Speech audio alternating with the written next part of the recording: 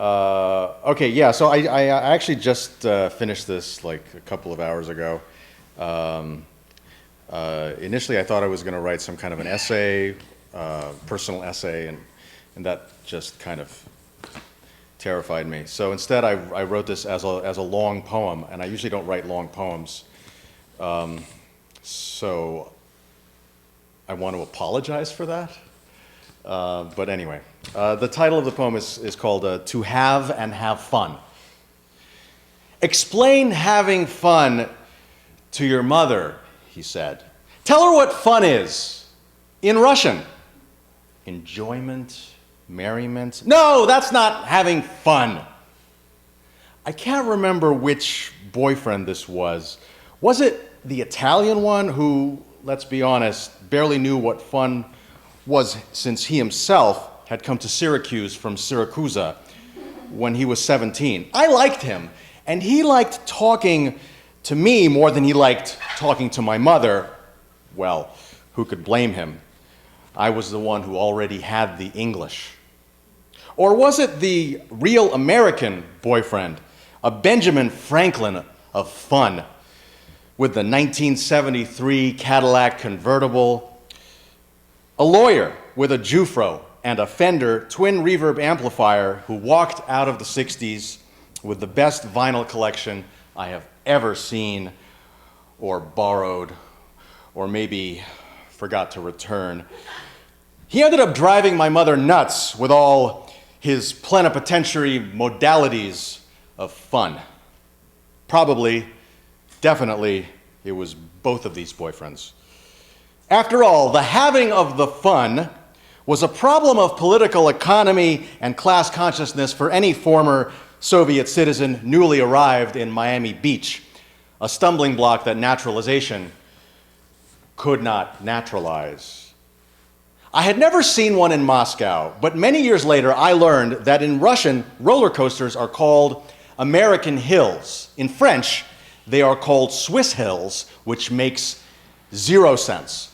Space Mountain was my first roller coaster, though I was already a teenager, but it took me that long because the having of the fun seemed presumptuously terrifying or terrifyingly presumptuous. But there I was, initiated by my best friend, a far bolder immigrant than I, who told me that I had emitted intermittent squeals like a home alarm system. And then we got off, and I said, let's do that like 20 more times. Sometimes fun shrieks like demons, leaving a body in their legions into the Gerasene swine or the Gadarene swine. It depends on whether you are reading Luke or Matthew and Mark. But the main thing is that the possessed man was healed, and the Gadarenes or the Gerasenes were very afraid. And the swine cast themselves over a cliff. A decade later, I took my wife on Space Mountain, also her first American hill or Swiss hill or whatever it was. She too screamed, but not intermittently, just a continuous exhalation circular like a Roland Kirk solo that comes to a sudden halt and then explodes all over again. And afterwards, she smiled something outrageous and said, let's do that like 20 more times. Who could have known how much she really needed that then?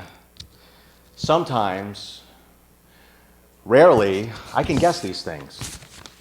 When she took the naturalization test in Cherry Hill, New Jersey, my wife was asked to recite the phrase, baseball is a fun game to watch and to play.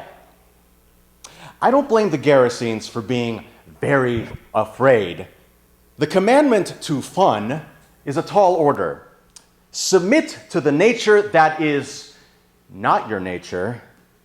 Nothing like the golden retriever we just got, who at 10 weeks already carries around a tennis ball in his mouth like he can bury the sun and dig it up anytime he wants.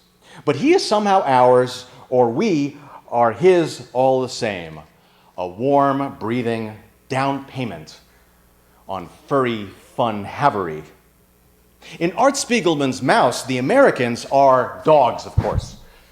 grinning, just because. Though I read somewhere that Americans smile a lot because a country of immigrants had to rely on nonverbal communication.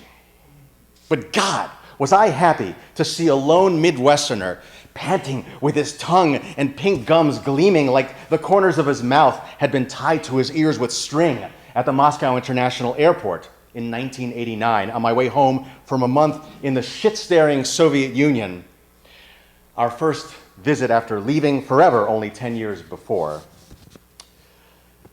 Fun is just something you have, not experience, not pleasure, joy, satisfaction, plenitude, but something to put in the bank because you had so much fun and because you earned it, or were born into, or for it, or there you are, at the right place, at the right time, but not because you are lucky, but just because.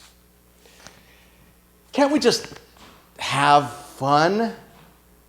Hold it like a nugget made manifest, mined from the unwilling and so richly pliable ground of destiny?